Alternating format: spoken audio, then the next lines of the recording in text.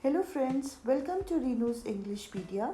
For those who are new to the channel, my name is Mrs. Renu Bansal and I am a PGT who is involved in active teaching of classes 10th, 11th and 12th.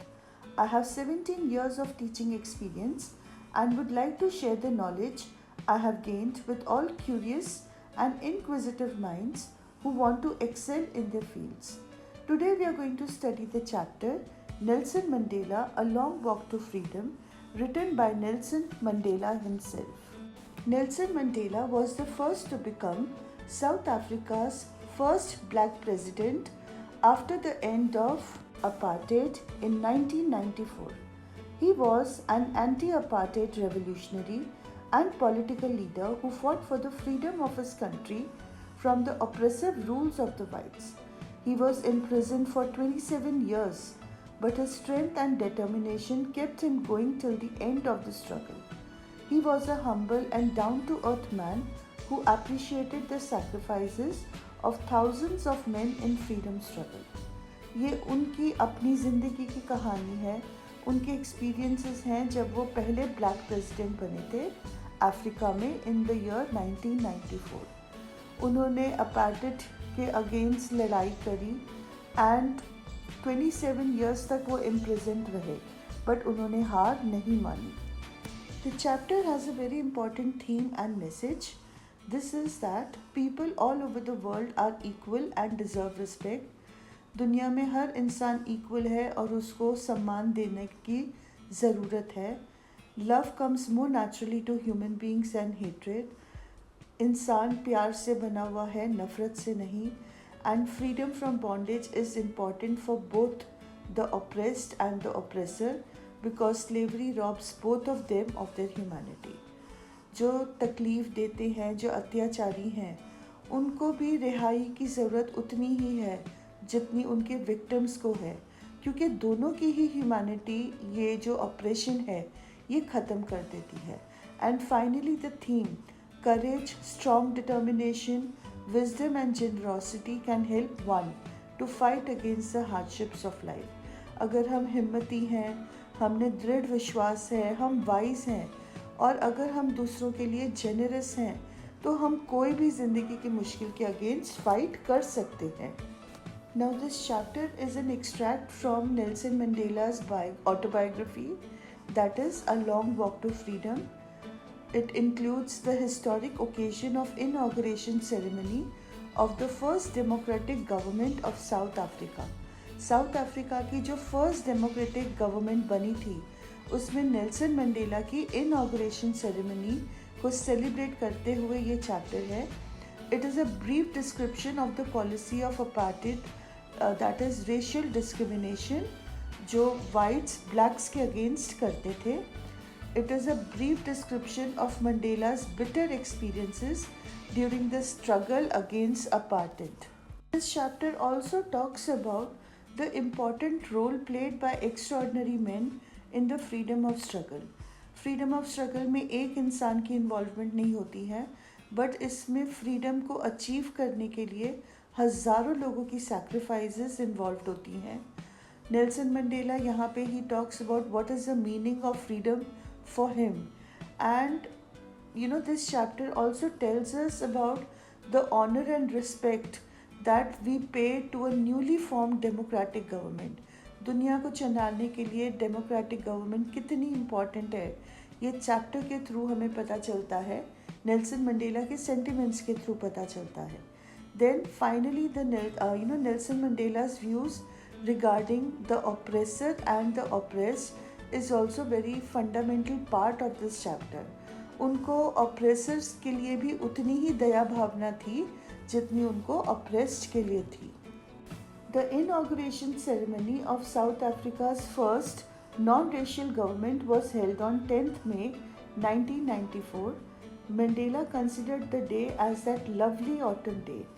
जैसे trees अपने old और पुराने leaves को autumn में गिरा देते हैं, the same manner South Africa also shed its oppressive policies, making room for the new government. उसी तरह से अफ्रीका ने भी अपनी गंदी पुरानी डिस्क्रिमिनेटरी पॉलिसीज़ का त्याग करके नई नॉन रेशियल गवर्नमेंट के लिए जगह बनाई. This function was held at the amphitheatre formed by the Union Buildings in Pretoria. For decades, this area had been the seat of white supremacy, and now it was the site of a rainbow gathering of different colors and nations. ये जो amphi था ये बरसों से white supremacy का प्रतीक था, and now the same site was the site of rainbow gathering. Rainbow gathering क्यों बोला गया है? Because people from all over the world having different skin tones gathered there to give respect to a nation जो पहली बार आज़ाद हो रहे थे, जो पहली बार जिनकी एक democratic government बनी थी. Now this was attended by international leaders from more than 140 countries. 140 country से ज़्यादा के इंटरनेशनल लीडर्स ने इस फंक्शन को अटेंड किया, और ये सबसे बड़ी गैदरिंग थी आज तक की. It was the largest gathering ever of international leaders on South African soil. South Africa में पहली बार ऐसा हुआ था. अब इस इनॉग्रेशन सेरेमनी में मिस्टर डी क्लर्क जो थे, he became the second deputy president. Thabo Mbeki was sworn in as the first deputy president, and Nelson Mandela was sworn in as the first black president. Nelson Mandela की support में उनकी daughter भी उनके साथ खड़ी हुई थी. When Nelson Mandela was sworn in, he pledged to obey and uphold the constitution of his republic. उन्होंने अपनी अफ्रीकन कॉन्स्टिट्यूशन को ओबे करना, उसके रूल्स एंड रेगुलेशंस को मानना, ना सिर्फ मानना बट लोगों को भी एनफोर्स करना कि वो भी इस कॉन्स्टिट्यूशन के रूल्स को फुलफिल करें. That was the pledge, the oath that he took. Then he promise to provide great hope and glory to the new born freedom. उन्होंने कहा ये फ्रीडम पुराने उस तक नहीं सीमित रहेगी, वो और भी ज़्यादा उम्मीद और ग्लोरियस बनेगी in the future years to come. He called the centuries old misrule of the whites an extraordinary human disaster. उन्होंने और ज़्यादा कुछ ना कहते हुए बस ये जो इतने सालों साल 300 साल पुरानी सुप्रीमेसी थी, इसको एक एक्स्ट्राऑर्डिनरी ह्यूमन डिज़ास्टर का नाम दिया. और ही moreover felt proud that the blacks who were considered outlaws, आज तक साउथ अफ्रीका में ब्लैक्स को आउटलॉज माना जाता था. आउटलॉज मतलब the people who break the law, and now these outlaws were hosting the different nations of the world. So he felt proud, very proud of this fact. He thanked all the dignitaries for participating in this common victory for justice, peace and human dignity. उन्होंने तहे दिल से हर एक का शुक्रिया अदा किया कि आपने जो ये वर्ल्ड जस्टिस, वर्ल्ड पीस और वर्ल्ड ह्यूमन डिग्निटी को सेलिब्रेट करने के लिए सब इकट्ठे हुए. Then he promised to liberate all the people from continuing bondage of poverty, deprivation, suffering, gender and other discrimination, and never allow his people to experience any kind of oppression of one by the other. उन्होंने बोला कि ना सिर्फ operation ख़त्म करेंगे, discrimination ख़त्म करेंगे, but जो दूसरी बॉन्डेज है, द बॉन्डेज ऑफ पावर्टी, गरीबी, डेप्रीवेशन, कमियां ज़िंदगी की, जो तकलीफ़ें हैं, जो इवन जेंडर डिस्क्रिमिनेशन जो है, किसी भी प्रकार का डिस्क्रिमिनेशन है, वो उस चीज़ को ख़त्म करने की पूरी कोशिश करेंगे. And then he finally ended, he quoted, not ended exactly, but he quoted the saying that the sun shall never set on so glorious a human achievement. अगर आपको पता होगा तो ब्रिटिश एम्पायर के लिए यह बात बोली जाती थी that the sun never set on the British Empire, because British Empire पूरे वर्ल्ड के ऊपर एक टाइम पे राज कर रहा था. तो कहीं अगर दिन होता था तो कहीं रात होती थी. तो इसलिए जो ब्रिटिश एम्पायर का ताज है वो हमेशा सन के अंडर रहता ही था, some part of the other. और उसी चीज़ को नेल्सन मंडेला ने भी अपने लिए, अपने देश के लिए कहा कि ये इतनी बड़ी अचीवमेंट है कि इसके ऊपर कभी the sun will never set on such a glorious achievement. When he was giving the speech, there was an impressive show of loyalty to democracy by the South African jets, helicopters and troop carriers. They rode in perfect formation over the Union building. जो हम अपनी Republic day parade में देखते हैं वही चीज़ Nelson Mandela की inauguration ceremony में south African jets ने किया. This was a display of pinpoint precision and military force, a demonstration of the military's loyalty to democracy, to a new freely and fairly elected government. ये जो इनका display था, this was a demonstration of the military's loyalty. Military अपना oath दे रही थी, pledge कर रही थी कि जो न्यू गवर्नमेंट है उसके लिए भी हम उतने ही लॉयल होंगे, उतने ही फेयर होंगे जितने हम पुराने गवर्नमेंट के लिए थे. Nelson Mandela also talks about the generals of the South African defence force and police.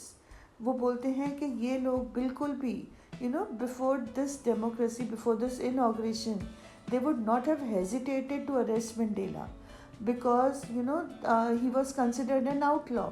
But now on this inauguration day they saluted him and expressed their loyalty to him on this occasion.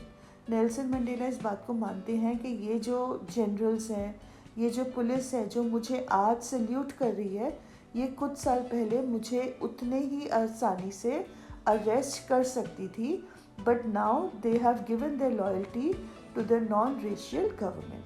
Then finally a chevron of Impala jets left a smoke trail of the black, red, green, blue and gold colors of the new South African flag. जो Impala jet था उन्होंने smoke छोड़ी of the different colors which symbolize the South African flag. A very spectacular feature of this inauguration ceremony was the fact that the whites were singing the national anthems of the black and the blacks were singing the national anthems of the white. Now this symbolized the coming together, the equality of both the groups.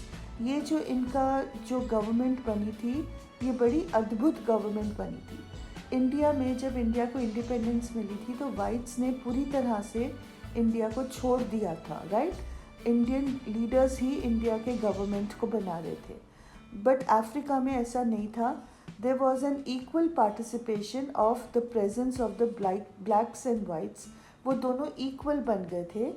And ये जो इनका जो national anthem, both the national anthems का जो singing together वाला part था, ये इस बात का प्रतीक था that nothing would separate them on the basis of race. अब के बाद उनको कोई separation due to race नहीं होगा. And also it prophesied that although neither Nelson Mandela ने ये भी prophesy किया कि इस टाइम पे neither of the groups knew the lyrics of the anthem, and also that this anthem was something they had despised earlier, right. blacks white का anthems को despise करते थे और whites जो हैं वो black के anthems को despise करते थे.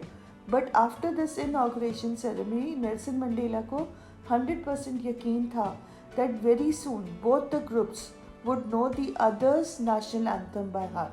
एक दूसरे की national anthem को वो by heart, word to word learn कर लेंगे.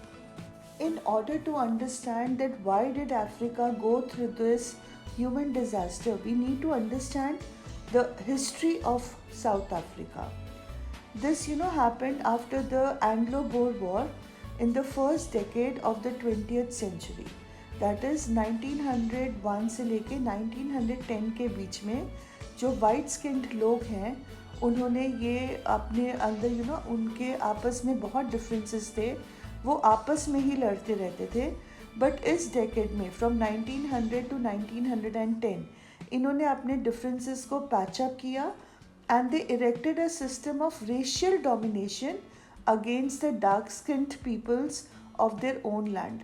People's word इसलिए बोला है because it refers to different communities that were existing over there. This was the system of apartheid. Whites ने बोला कि हम जब तक यूनाइटेड नहीं होंगे तब तक हम ये ब्लैक स्किन पीपल को डोमिनेट नहीं कर सकते, तो उन्होंने अपने डिफरेंसेस को ख़त्म किया. नाउ ये जो सिस्टम इन्होंने बनाया, this system was the harshest and the most inhumane ever. बहुत ज़्यादा क्रूअल था, बहुत ज़्यादा अत्याचारी था और बहुत ज़्यादा इनह्यूमेन था. इनह्यूमेन मतलब जो इंसान को इंसान नहीं समझते थे. But now in the last decade of the 20th century, that is from 1990 till 2000, a new system based on equal rights and freedom for all replaced the old one. Nelson Mandela के नए रजीम ने, नए rule ने, एक non racial government ने पुराने system को replace कर दिया. That day had come about through the unimaginable sacrifices of thousands of people. ये जो दिन आया था ये किसी एक आधे के सैक्रिफाइस के कारण नहीं आया था. हज़ारों लोगों ने अपनी जान गंवाई थी और ये ऐसे सैक्रिफाइसेस थे which could never be counted और रिपेड. कभी भी इनका इनका शुक्रिया अदा ख़त्म नहीं कर सकते थे. दे वर कम्प्लीटली अनरिपेएबल. कभी भी हम उनका मतलब उनके लिए जो आदर है, सम्मान है, वो कभी ख़त्म नहीं हो सकता था. Now this day signified, this was the time when one noble line ended and it was also the beginning of another noble line. इसका मतलब है कि अब तक जो सैक्रिफाइसेस अपनी फ्रीडम के स्ट्रगल के लिए जो सैक्रिफाइस किया था, उन लोगों का जो नोबल लाइन था वो नेल्सन मंडेला पे ख़त्म हुआ था. बट नेल्सन मंडेला के फर्स्ट नॉन रेशियल प्रेसिडेंट बनने पर, नॉन रेशियल गवर्नमेंट आने पर उनके साथ एक नया स्ट्रगल शुरू हुआ था जहाँ पे इंसानों को इक्वालिटी, ह्यूमैनिटी, डिस्क्रिमिनेशन से बचाने के लिए, उनको प्रोग्रेस करने के लिए एक डिफरेंट स्ट्रगल की ज़रूरत थी.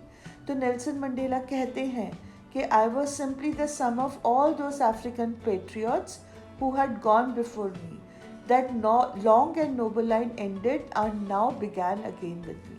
बोलते हैं कि इस मेरे से पहले की जो पेट्रियट्स थे वो मेरे में, मैं ही उनका प्रतीक हूँ. यहाँ पे मेरे में ही आप उनको देखोगे. उनका स्ट्रगल आज ख़त्म हुआ बट मेरे साथ ही, मेरे में ही आप उन लोगों को भी देखोगे जो अब एक नया स्ट्रगल शुरू करेंगे. जब नेल्सन मंडेला ने इस स्ट्रगल के बारे में बात किया, then he started talking about the effects of the policy of apartheid.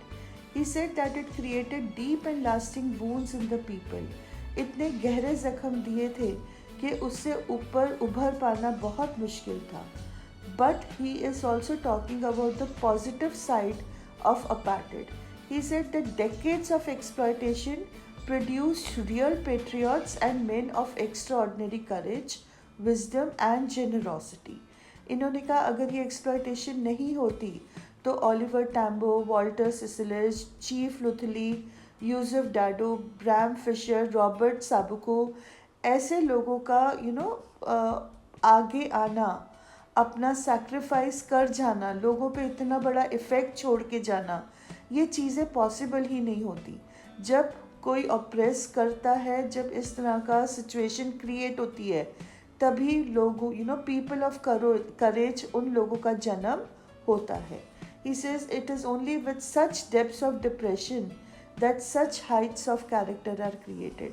अगर डिप्रेशन नहीं होता तो उससे लड़ने के लिए इतना हाई कैरेक्टर के लोगों का भी जन्म नहीं हो पाता. फर्दर इस बात को एलैबोरेट करते हैं ये कहकर कि ये सारे लोग इन लोगों को सिंबलाइज करते हैं. वो सारे जो अफ्रीका के लोग जो अननेम्ड सोल्जर्स हैं, अनरिकग्नाइज सोल्जर्स हैं, they are all the symbols, they are all the chief Tambos, Walter Sisulus of Africa. मतलब उनका सैक्रिफाइस कभी भी अनएक्नॉलेज्ड नहीं जाएगा. He then further talks about the real riches of South Africa. African government, Africa को माना जाता है that it is a very wealthy nation because it is a fundamental well of greatest minerals and diamonds and gems are found in this country. But Nelson Mandela की opinion कुछ और है. बोलते हैं कि डायमंड्स और मिनरल से भी ज़्यादा इम्पॉर्टेंट है मेरे देश के लोग. He says his people were the greatest wealth of his country. They made Africa richer than what it became with the minerals and gems that were found in his country. He said that he learned the real meaning of courage from such patriots, and for him, courage was not the absence of fear but the triumph over it. बोलते डर महसूस करना ये तो बड़ा एक हर human के लिए ज़रूरी है. वो करेज नहीं होता है कि आपको कभी डर ही ना लगे, बट डर महसूस करके उसके ऊपर उठना, उसके ऊपर जीत पाना, that is the real courage. He says the brave man is not one who does not feel afraid, but one who conquers that fear. He shared that love comes more naturally in the human heart than hatred. If अगर हम इंसान को hate करना सिखा सकते हैं, तो प्यार करना तो उससे भी ज़्यादा आसान है सिखाना, बिकॉज इंसान प्यार से बना है, नफ़रत से नहीं. Finally, he says in his days of long imprisonment as a freedom fighter, जब उनके इतने 27 years of imprisonment हुआ था and he was really tortured in that time, तो जब उनको torture किया जा रहा था, one of the guards, उनकी आंखों में there would be a glimmer of humanity. And even at this most critical point, जब नेल्सन मंडेला को लगता था कि अब मैं बर्दाश्त नहीं कर सकता हूँ, this glimmer of humanity would give him courage to endure. To endure मतलब उस अत्याचार को बर्दाश्त करना. And this made him believe that humans' goodness is a flame that cannot be hidden. That can be hidden but never be extinguished. उन्होंने कहा कि इंसान की जो इंसानियत है, अच्छाई है, आप उसको छुपा सकते हो, बट आप उसको जितना मर्जी ऑप्रेस कर लो, वो कभी भी ख़त्म नहीं हो सकती थी. वो गार्ड्स चाहे उनको मार रहे थे, नेल्सन मंडेला को टॉर्चर कर रहे थे, बट कहीं ना कहीं ये टॉर्चर करने पर उनको भी तकलीफ़ हुआ करती थी. नेल्सन मंडेला फर्दर एलैबोरेट करते हैं कि every man has twin obligations. The first obligation is to his family मतलब wife, parents and children. And the second obligation is towards his country का मतलब है जो वहाँ के लोग रहते हैं, जो वहाँ की कम्युनिटीज़ हैं. बट ही फर्दर एलैबोरेट्स कि उनकी कंट्री में and no black person was allowed to fulfil these obligations. उनको हक ही नहीं था कि वो अपनी कोई भी ऑब्लिगेशन पूरी कर पाए. अगर वो फैमिली को ऑब्लिगेशन पूरी करते थे, then they would have to they could not do anything for the country. एंड अगर वो कंट्री के लिए ऑब्लिगेशन पूरी करना चाहते थे, then they would have to give up their family. उनको कंट्री के लिए फ़ाइट करना was considered to be a crime, और उनको जेल कर दिया जाता था. तो जेल से बचने के लिए they would have to leave their family and run. And this is exactly what happened with Mandela too. After this, Mandela talked about the meaning of freedom for him. He said that as a child, I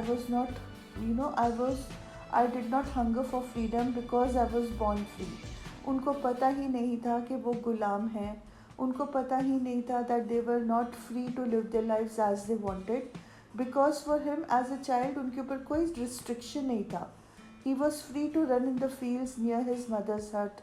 He was free to swim in the clear stream that ran through his village. He was free to roast mealies under the stars. He was free to ride the broad backs of slow-moving bulls. जो बच्चों के शौक़ थे Africa में, उस किसी काम को करने से उसके ऊपर रोक टोक नहीं थी.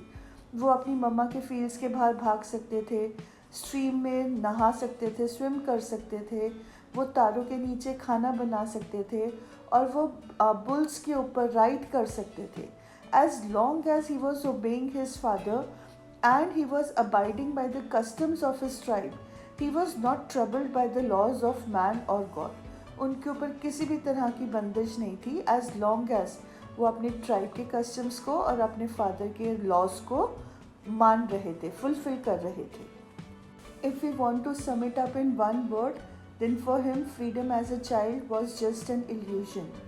it was a mirage. उनको लगता था कि वो फ्री हैं, बट वो एक्चुअल में फ्री नहीं थे. Later on as a student उनको फ्रीडम चाहिए था, विच वॉज जस्ट ट्रांजिटरी मतलब छोटी मोटी freedom. He wanted to be able to stay out at night, read what he pleased and go where he chose to go.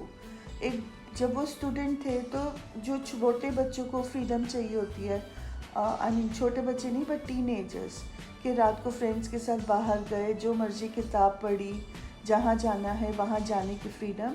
तो this is just that kind of freedom that he wanted as a student. When he grew up as a young man, that time he desired the freedom, he desired the basic and honorable freedom of achieving his potential. उनको freedom चाहिए थी कि मैं जो चाहता हूँ, मैं जो करना चाहता हूँ, जो मेरी इच्छाएं हैं उनको पूरा करने की मुझे फ्रीडम चाहिए. इच्छाएं किस चीज़ की थी? Of earning his keep, of marrying and having a family, the freedom not to be obstructed in a lawful way of life. बोलते थे कि मेरी कोई ज़्यादा मांगे नहीं थी. I just wanted the freedom to earn my living. एक अच्छी खासी नौकरी की, एक अच्छी गर्ल से शादी करने की और एक लॉफुल लाइफ जीने की फ्रीडम थी. However when he grew up, when he जब वो ये चीज़ों करने से उनको रोक दिया गया, it was then he realized that he was not free, that not only he but his brothers, his countrymen were not free as a race. It was at this point that he joined the African National Congress. जब उनको realise हुआ कि वो अपनी मर्ज़ी से job नहीं कर सकते, अपनी मर्ज़ी से एजुकेशन नहीं ले सकते, अपनी मर्ज़ी से जी नहीं सकते हैं, दैट टाइम ही रियलाइज कि उनकी जो पूरी कौम है, जो पूरा रेस है, they were not free. And for this freedom, in desire for this freedom, he joined the African National Congress. And then he says, this was the point when freedom for my own freedom became the greater hunger for the freedom of my people. बोलते it was as a grown up कि मुझे समझ में आया कि जो मेरी freedom है वो सिर्फ मेरी फ्रीडम नहीं होगी, बट जब तक कि all my people, all the people of my country do not become free.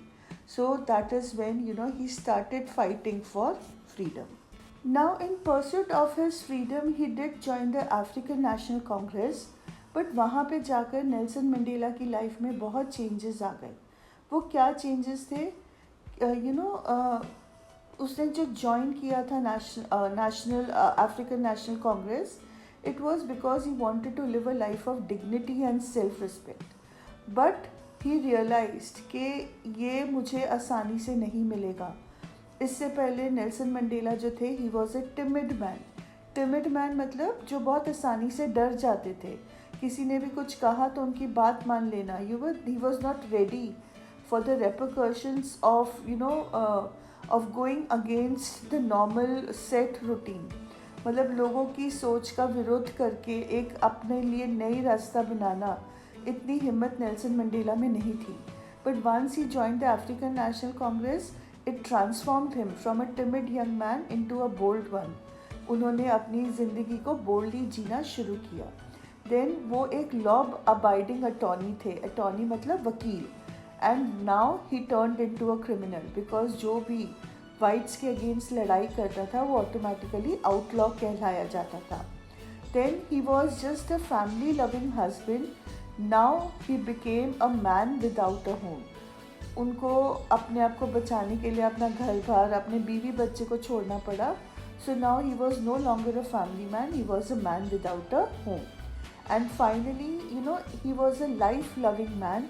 Now he had to live like a monk. उनको ज़िंदगी की जो खुशियाँ थी, छोटी मोटी एन्जॉयमेंट के जो तरीके थे, वो सब का त्याग करना पड़ा. And he had to live like a monk. Now he could not enjoy the poor and limited freedom he was allowed, as he knew his people were not free. जो ब्लैक्स को छोटी मोटी फ्रीडम मिली हुई थी, अब उन चीज़ों से भी नेल्सन मंडेला को डिनाई कर दिया गया था, because he was fighting for the freedom of his country. But he said that for me freedom was indivisible. Indivisible मतलब ऐसे नहीं हो सकता था कि ये लड़ाई मैं अपने लिए लड़ूँ, उनके लिए ना लड़ूँ. फ्रीडम अगर एक को मिलेगा तो फिर वो हर एक की ही लड़ाई बन जाएगी, वो हर एक को मिलेगा. The chains on any one person of his life, on any one of his people were chains on him. कोई भी इंसान अगर उनकी कंट्री में स्लेवरी के बॉन्डेज के अंडर है, then all of them were under the bondage of slavery.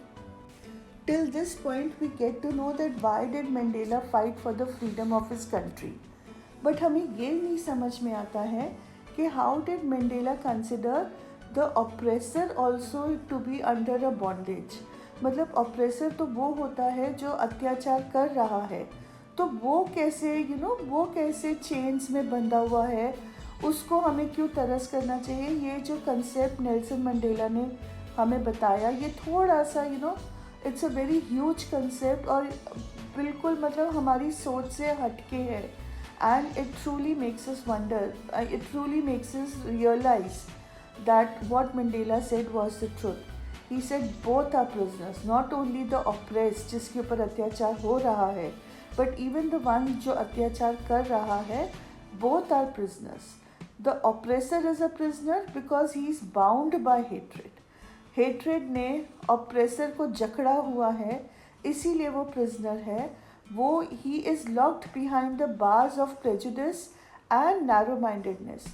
उसकी सोच इतनी छोटी है, वो लोगों के विरुद्ध इतना ज़्यादा है कि वो इंसान को इंसान नहीं समझता है, and that is why he too is a prisoner. On the other hand the oppressed is a prisoner because his freedom has been taken away. जो ऑप्रेसर है वो तो ऑटोमेटिकली जो ऑप्रेस्ड है वो तो ऑटोमेटिकली ही प्रिजनर है बिकॉज उसकी फ्रीडम ले ली गई है। And he says that not only the oppressed but also the oppressor, both of them are robbed of their humanity. दोनों में इंसानियत ख़त्म कर दी जाती है। ऑप्रेसर में उसकी नफ़रत ख़त्म करती है इंसानियत, और जो ऑप्रेस्ड होता है उसमें ऑप्रेसर उसकी इंसानियत को ख़त्म कर देता है, उसको जानवर की तरह ट्रीट करता है। So on this note we come to the end of the video. I hope that you liked it and would be encouraged to share it with your friends and family.